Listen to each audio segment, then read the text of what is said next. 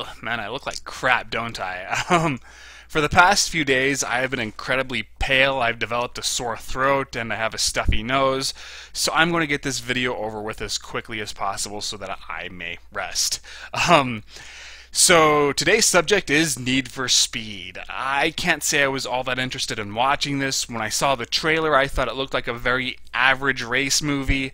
I never played the video games, so there was just nothing that was really making a connection between me and the movie. And then the reviews came out, and that didn't really help things either, because most of the critics were pretty negative. But there was nothing else coming out that really caught my attention, so Need for Speed it was. It's a very average race movie. There's not a whole lot I could say about that. It has some good aspects, and it has some bad aspects, but mostly it's just kind of competent but forgettable. I will say this: the race scenes are pretty cool. I loved how the cars looked. They all had very unique designs, so they stood out even within these real hectic race sequences. And whereas other race movies, the cars always look good, but they just look like real nice fancy cars. Here they took it a lot further to where you want all of them. I was very envious of these characters for being able to drive such awesome looking vehicles.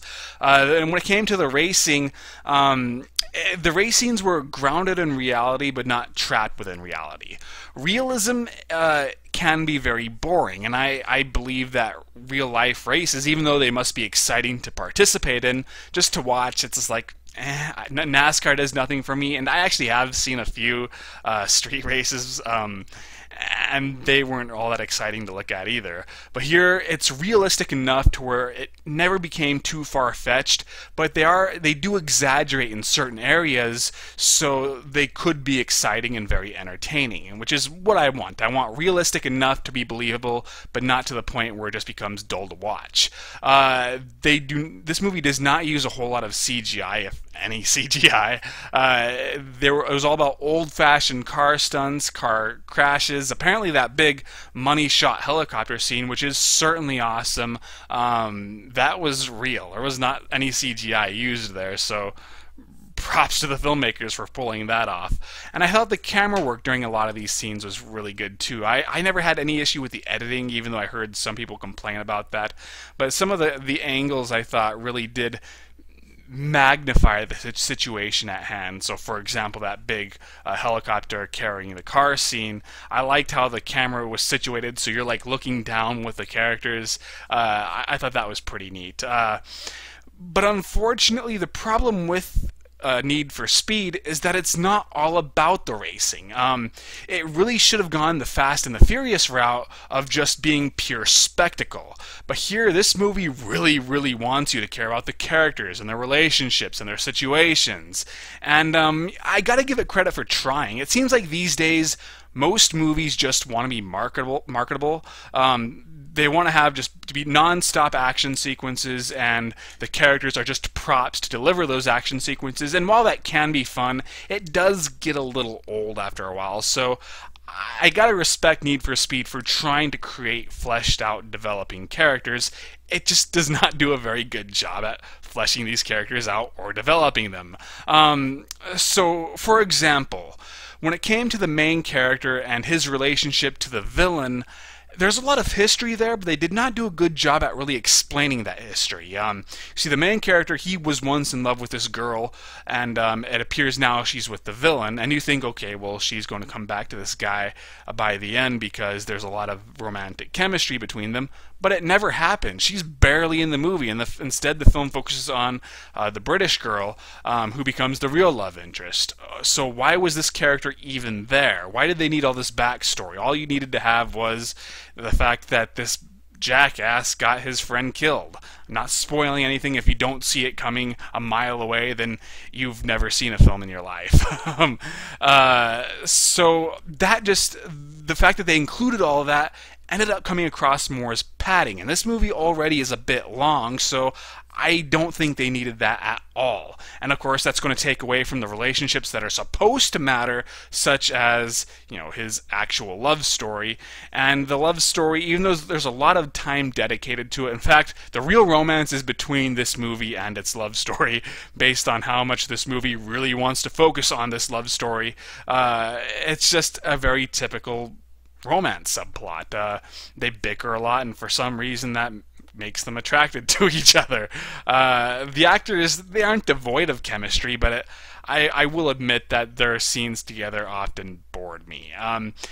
And when it came to the supporting cast, like all his friends who are helping him, you're supposed to feel like there's a lot of love amongst these people, but I don't know, it's like there's just no real payoff to it. Like, they had to spend all this time to get this one friend back into their group, and it just, after that one segment, that character pretty much is reduced to being just a bit player who's just there in the backgrounds and or background. And you could have, even the scenes where he does become kind of important, like when he fills up the gas tank, you could have easily done that with somebody else. So why give these characters so much screen time if you're not going to really utilize that and make us really care for them and explore these characters, since this movie is so interested in giving everybody so much time to develop and be fleshed out, but then it's not doing that. So that really kind of diminishes the film's overall entertainment level, because it has these pretenses that it's being much more than a race flick when it should have just been a race flick. So yeah, that is a problem. And the main guy, I really wasn't sure what I felt about him. I saw this movie with my dad, and he really liked the main guy. And I didn't think he was bad or anything. There were times when I really did like him, but I don't know. It seemed like they were trying to combine Ryan Gosling's performance from Drive with the main guy's performance from Pacific Rim. He sounded a lot like that guy. I don't know if it's just me, but it seemed like they wanted to make this characterization similar to Ryan Gosling's character from Drive. So he's a man of few words at first. As the movie develops, they just kind of make him into a wisecracking hero. But it seemed like it was an inconsistent character, and the actor often didn't seem to know like how he was supposed to be playing him. So I think the actor is very talented, and I think he could have made this movie work, but it just seemed like the character was kind of inconsistent. And also, for considering he's a boring, invincible hero who's never wrong, and whenever he does make a mistake, it's always for the right reason. Like, he stops to go back and see if he could help his friend, which costs him the race and leads him to getting imprisoned, or leads him to going to jail. It's kind of boring. And yeah, he's also we're also supposed to really like him, but he's constantly putting himself in situations that are getting people hurt. Really, when you look at his motivations, he races for cheap thrills, but when you see him even in his opening race, people are getting in car accidents all around him, and somebody's gotten hurt amidst all of this, and yet at no point does he ever seem to consider this possibility. And I could have sworn at the very end you even see a cop get killed because his car explodes, and yet he's never treated at least as being partially responsible for this. And I mean, it's weird. I mean, if you're going to make a race movie, either make it so these guys, they aren't making any real errors in judgment where they're getting people hurt around them, or focus on that. Maybe these guys aren't the best kind of people. I thought the Fast and the Furious, the first one, kind of was playing that up, but then the sequels ultimately dropped that too. So it sort of just bores me, or annoys me, that they're really overlooking the moral ambiguity of these characters. God, anything else I could say? I did not like a lot of the dialogue, even though it's not anywhere near as goofy sounding as it is based on the trailers. In fact, the trailers pretty much use all of the silly sounding lines, and I will admit that even within the context of the scenes, those lines tended to work, like Michael Keaton's love and motor oil all wrapped up in one line. He's performing in front of an audience, so I could buy it within that context. And I did not like a lot of the comedic relief sequences. In fact, the token black guy I just thought was downright obnoxious. They're really trying to make him funny and endearing, and for me it was just not working. I will admit, though, that the part where the guy completely gets naked this is a supporting another character, not the black guy, for some retarded ass reason. That did kind of make me laugh, and it actually made me wish that that character had more to do because I thought he was the funniest of them all. And the movie as a whole is just too long. But I'd say, to sum up my feelings, if it was just a simple race movie, it would have been a lot of fun. But it has ambitions to be more than that, but it never sees it through, so it just wastes a lot of time. And, even though it's entertaining in parts, even large parts, it's not especially entertaining as a whole. So would I recommend it? I'd say it's a strong rental, but I personally would not go to the theaters and see this. It's not good enough. But if you really want to check it out, like if you're a fan of the video game, then maybe you should consider it. Maybe you should at least get a second opinion from somebody who has played the video games and can incorporate that into their review. But I'm just a normal audience member who never played the game but just wanted to watch the movie and have a good time, and it wasn't a bad time, but it could have been a lot better.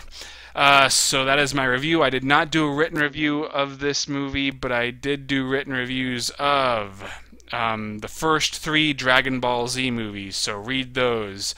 I haven't posted it yet, but you probably will see it by the time I upload this video. Devil's Pass, directed by Rennie Harlan, and it's a found footage horror flick, so read that too. Also, if you have not watched it, check out the 4.2 relaunch, which contains links to the Critiquing the Critics episode, as well as 2 Kick-Ass of Awesome episodes, and I shall upload or release those publicly throughout YouTube in about a week from now.